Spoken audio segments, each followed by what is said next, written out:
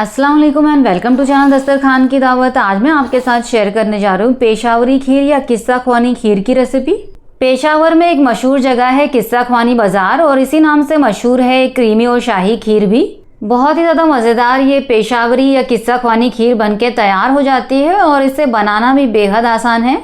इस खीर को आप चाहें तो ईद मिलाद के लिए बनाएं या तो आप इसे अपने फैमिली फ्रेंड्स और मेहमानों के लिए भी बना सकते हैं। तो चलिए देख लेते हैं हमने इस मज़ेदार सी पेशावरी खीर या किस्सा ख्वानी खीर को कैसे बनाया। किस्सा ख्वानी खीर बनाने के लिए हमने यहाँ पर 2 लीटर फुल फैट मिल्क को हाई फ्लेम पर गैस पर चढ़ा दिया है। अब 2 हरी इलायची को कूट कर छिलके के साथ में ही दूध में डाल देंगे और थोड़ी थोड़ी देर पर चलाते हुए दूध में उबाल आने देंगे। थोड़ी देर बाद दूध में उबाल आ गया है और गैस के फ्लेम को हमने लो कर दिया है। अब लो फ्लेम पर इसे कुछ सेकेंड्स के लिए चला लेंगे जिससे कि दूध उबल कर गिरे नहीं। और अब इस हांडी के ऊपर इस तरह से ढकना रख देंगे थोड़ा सा खुला छोड़ते हुए और इसे हर 10 मिनट में चलाते हुए पकाएंगे और इसे हमें 1 घंटे तक इस तरह से पकाना है ताकि दूध थोड़ा गाढ़ा हो जाए। तो जब तक यहाँ पर दूध पक रहा है चलिए हम आगे की तैयारी भी कर लेते हैं।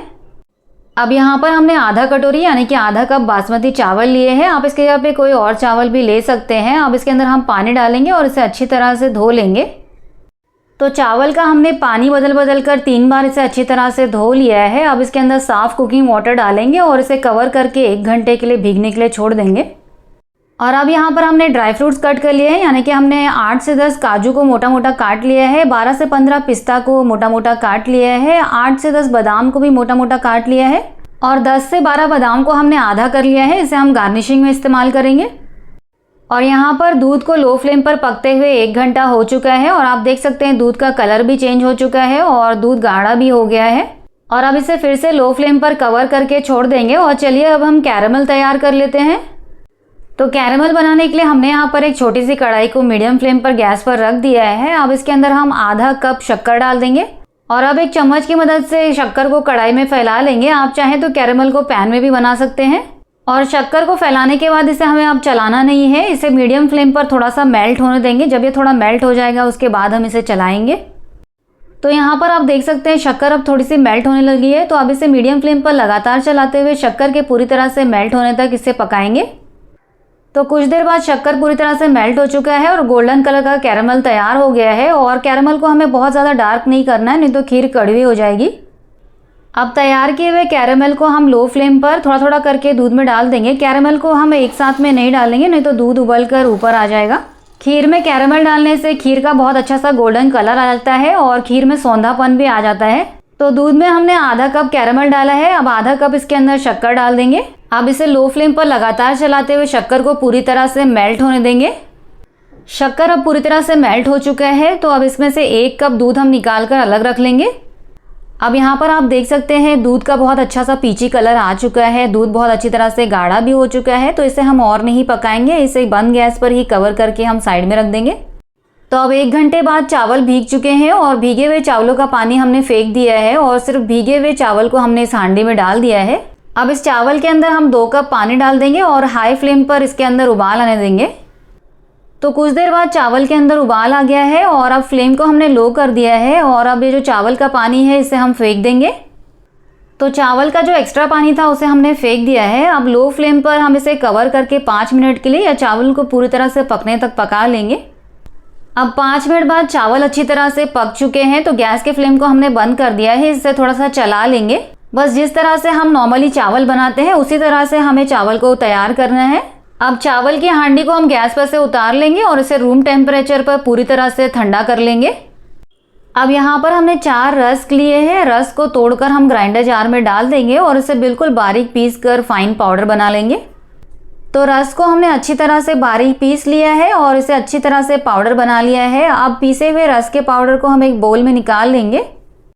और अब चावल भी ठंडे हो चुके हैं। तो पके हुए चावलों में से हम आधे चावल ग्राइंडर जार में डाल देंगे, बाकी के आधे चावल हम दूसरी बार में पीसेंगे। और जो 1 कप कैरमलाइज दूध हमने साइड में रखा था वो भी दूध ठंडा हो चुका है। अब इसमें से आधा कप दूध हमने ग्राइंडर जार में डाल दिया है। अब चावलों को हम दरदरा पीस लेंगे। तो चावलों को हमने इस तरह से दरदरा पीस लिया है। इसे बहुत ज़्यादा फाइन पेस्ट नहीं करना है क्योंकि खीर को हमें थोड़ा सा दरदरा टेक्सचर देना है। अब इस पीसे हुए चावल को भी हम उसी सेम बोल में निकाल लेंगे जिसके अंदर हमने रस के पाउडर को निकाला है। और अब बाकी के बचे हुए चावलों को भी हमने ग्राइंडर जार में डाल दिया है और साथ ही में जो आधा कप कैरमलाइज दूध हमने बचाया था वो भी इस ग्राइंडर जार में डाल दिया है और इसे भी हम दरदरा पीस लेंगे। बाकी के चावल भी हमने दरदरा पीस लिए हैं और इसे भी हमने सेम बोल में निकाल लिया है। और अब रस के पाउडर को और पिसे हुए चावल को अच्छी तरह से मिला लेंगे और अगर आपको ये ड्राई लगे तो आप इसमें थोड़ा सा दूध भी डाल सकते हैं। और अब दूध को हमने फिर से लो फ्लेम पर गैस पर चढ़ा दिया है और अब जो ये पीसे हुए चावल और रस का पेस्ट है इसे हम इस दूध के अंदर डाल देंगे। और अब ये पेस्ट डालने के बाद हम इसे एक विस्क की मदद से 2 से 3 मिनट के लिए लो फ्लेम पर ही अच्छी तरह से मिला लेंगे ताकि इसके अंदर के सारे लम्स खत्म हो जाएं। तो चावल और रस के पेस्ट को हमने अच्छी तरह से दूध के साथ मिला लिया है और इसके अंदर के सारे लम्स खत्म हो गए हैं। अब कट किए हुए काजू, पिस्ता और बादाम में से हम आधा खीर में डाल देंगे और आधा हम गार्निशिंग के लिए बचा देंगे। और ये जो बादाम हमने आधे में कट किए हैं उसे हम सिर्फ गार्निशिंग में इस्तेमाल करेंगे। और अब फ्लेम को हमने मीडियम कर दिया है। अब मीडियम फ्लेम पर इसे लगातार चलाते हुए 15 से 20 मिनट के लिए या खीर की कंसिस्टेंसी को अच्छी तरह से गाढ़ा होने तक पका लेंगे। तो खीर को हमने मीडियम फ्लेम पर लगातार चलाते हुए 15 से 20 मिनट तक पका लिया है और यहाँ पर आप देख सकते हैं खीर की कंसिस्टेंसी बिल्कुल परफेक्ट हो गई है, गाढ़ी हो गई है। ये जो पेशावरी या किस्सा ख्वानी खीर होती है इसकी कंसिस्टेंसी थोड़ा गाढ़ी ही होती है। तो अब गैस के फ्लेम को हमने बंद कर दिया है। अब इसके अंदर हम 6 हरी इलायची के सीड्स का पाउडर डाल देंगे और बंद गैस पर इसे लगातार चलाते हुए बस 1 मिनट के लिए मिला लेंगे। और अब इसके अंदर हम 1 टीस्पून केवड़ा वाटर डालेंगे और इसे अच्छी तरह से लगातार चलाते हुए बंद गैस पर ही बस 1 मिनट के लिए मिला लेंगे। तो अगर आपके पास केवड़ा वाटर है तो आप इसे डालिए और अगर आपके पास केवड़ा वाटर नहीं है तो आप इसे डालना स्किप भी कर सकते हैं। लेकिन केवड़ा वाटर डालने से बहुत ही अच्छा सा फ्लेवर और खुशबू आती है खीर के अंदर। और इलायची पाउडर और केवड़ा वाटर को हमने बंद गैस पर मिलाया क्योंकि खीर बहुत ज़्यादा गर्म है तो बंद गैस पर ही इसके फ्लेवर्स बहुत अच्छी तरह से खीर में मिक्स हो जाएंगे।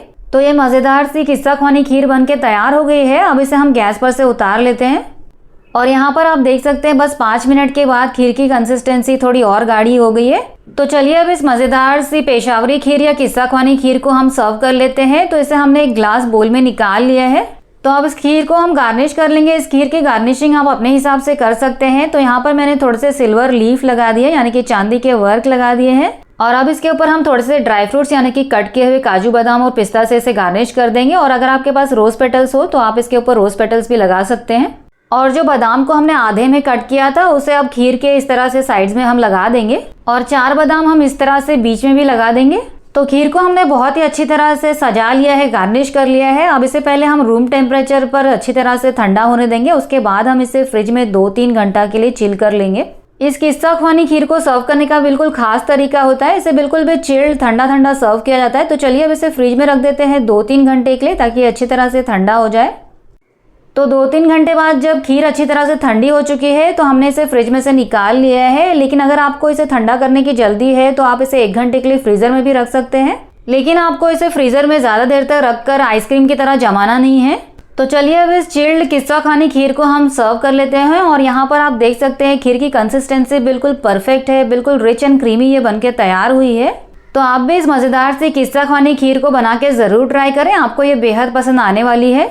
और इस रेसिपी में हमने चावल को पका के इस्तेमाल किया है। अगर आपके पास पहले से पके हुए चावल हैं तो उसका इस्तेमाल भी आप इसमें कर सकते हैं। और अगर आपको रेसिपी पसंद आई है तो प्लीज़ इस वीडियो को लाइक कीजिए, चैनल को सब्सक्राइब कीजिए। मिलते हैं ऐसी ही मज़ेदार और एक्साइटिंग रेसिपीज़ के साथ। तब तक के लिए अल्लाह हाफिज़।